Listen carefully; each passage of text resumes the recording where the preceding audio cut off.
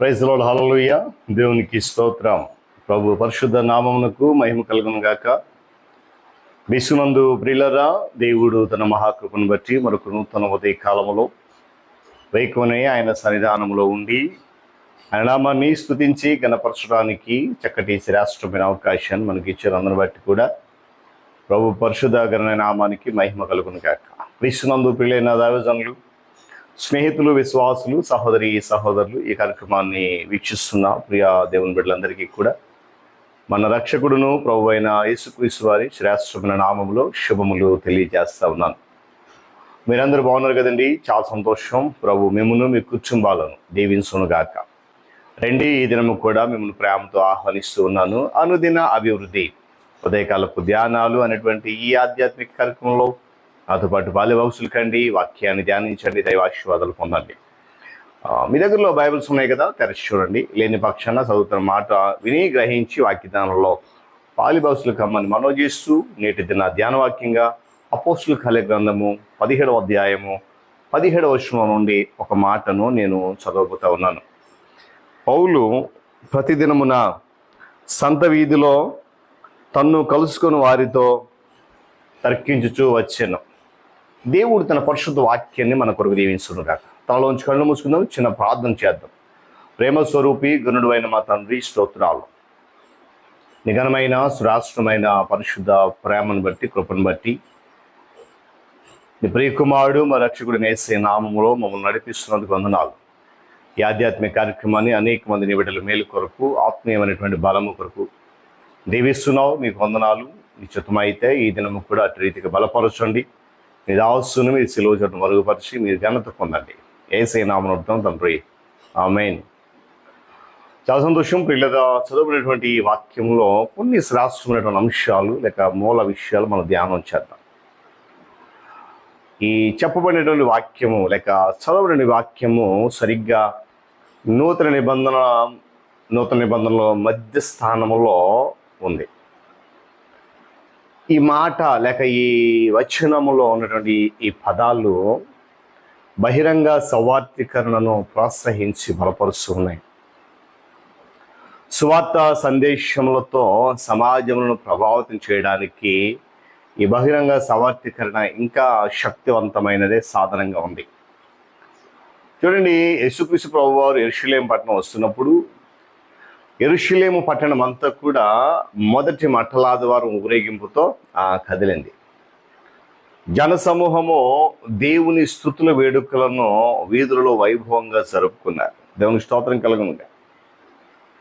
చూడండి, రక్షణ సైన్యము గుంపు వారు మొదట క్రమము తప్పక సువార్త ఊరేగింపులతో వీధులలో సందడి స్థలాల్లో ఆత్మను మేల్కొల్పే సంగీత బృందములు వెలుచుండేవారు. ఉద్రేకముతో చెలరేగే స్థలాలకు తప్ప ఇతర ప్రదేశాలకు మనము చిన్న చిన్న గుంపులుగా పాటలు పాడుచు సువార్త ప్రకటిస్తూ వెళ్ళాల్సిన అవసరం ఉంది. వెళ్ళవచ్చు కూడా. కొన్ని ప్రాంతాలు ఉంటాయి, అక్కడ చాలా ఉద్రేకత భావం ఉంటున్నటువంటి మనుషులు సువార్తను వ్యతిరేకించిన పరిస్థితి ఉంది. అలాంటి స్థలాలకు కాకుండా మిగిలిన ప్రాంతాలకు మనం పాటలు పాడుతూ ప్రకటిస్తూ వెళ్ళవచ్చు. ప్రతి సంఘము ఆయా ఊళ్ళలో, ఆయా పట్టణాల్లో ప్రత్యేక స్థలాలు ఎన్నుకొని ఈ సువార్త పని అనేది చేయవచ్చు. సెలవు దినాల్లో అన్ని సంఘాలు కలిపి ఒక ప్రత్యేకమైనటువంటి కార్యక్రమాలు ఏర్పాటు చేయవచ్చు. మన సమావేశ స్థలాలు నుండి కదిలి సంత స్థలములకు వెళ్ళాల్సిన పరిస్థితి ఉంది. సమయం వచ్చేసింది. పౌలు అందుకే సంత వీధులలో, మార్కెట్లో, మూల వీధులు కలిసి వారితో తర్కీసు వచ్చినటువంటి సందర్భం గమనించాలి. మనం బాప్తిస్మా యోహాను ఆలయములకు వెలుపట ఆరు బయట దేవుని రాజ్య సందేశాన్ని మొట్టమొదటిగా ప్రకటించాడు. బాప్తిస్మా యోహాను దినములు మొదలుకొని ఇప్పటి వరకు పరలోక రాజ్యము బలత్కారంగా పట్టబడుచున్నది. ఎందుకంటే బలత్కారులు దానిని ఆక్రమించుకొని ఉన్నారు. బహిరంగంగా ప్రసంగించిన వారిలో యేసుక్రీస్తు ప్రభు వారికి సాటి ఎవ్వరూ లేరండి. కొండ మీద చేసినటువంటి ప్రసంగము ఆయన యొక్క ప్రసిద్ధిగాంచిన ప్రసంగమై ఉంది. ఉదయకాల సమయంలో అప్రయోజనలు గమనించాలి. పౌలు పయనించే ప్రసంగ వేదికగా ఉన్నాడు. ఎక్కడున్నా కూడా వారి మధ్యలోకి వెళ్ళి వారికి అర్థమయ్యే భాషలో, వారి విధానంలో దేవుని రాజ్య స్వార్థ ప్రకటించాడు ఆయన.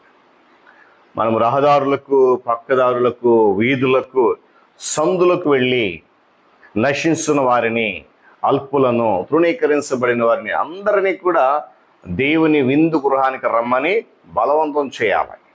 లోకాసుల మాటలోనే పాపులున్న స్థలానికి బయలు వెళ్ళాలి.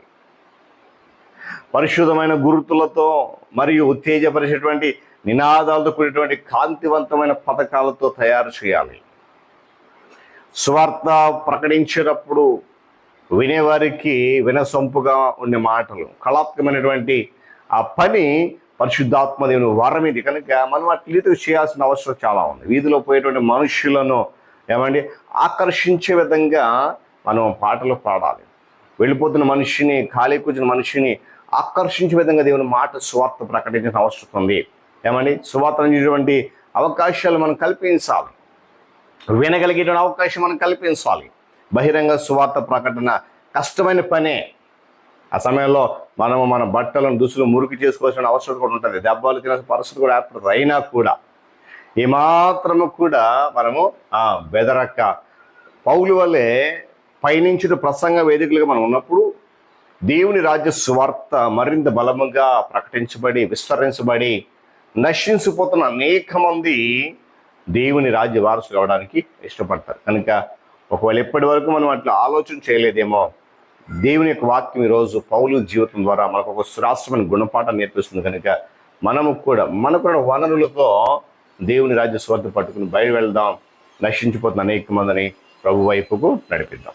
దేవుడి మాటలు మన కొరకు దీవిస్తుంది కాక తమలో ఉంచుకొని పుచ్చుకుని చిన్న ప్రార్థన చేద్దాం. ప్రేమ కలిగిన తండ్రి, స్తోత్రాలు.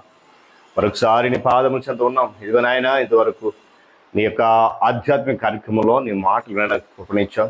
నిజమే, మేము పౌలు వలె ప్రసంగించే పయనించే వారుగా నీ రాజ్య వార్త పట్టుకుని వెళ్ళే వారికి ఉన్న కృప చూపించండి. నశించిపోతున్న అనేకమైన ఆత్మలను నీ రాజ్య వార్త చేయడానికి శక్తిని నడిపించమని, మార్గము సరళం చేయమని, ఈ కార్యక్రమం మరింతగా నీ యొక్క ఆత్మతో నింపి నడిపించండి. యేసు నామమున అడుగుతున్నాం తండ్రి, ఆమేన్. ప్రియక దేవుని దీవెన, ఆయన సన్నిధి కాపుదల సదాకాలం మనందరికీ తోడుండి నడిపించును గాక. ఆమేన్.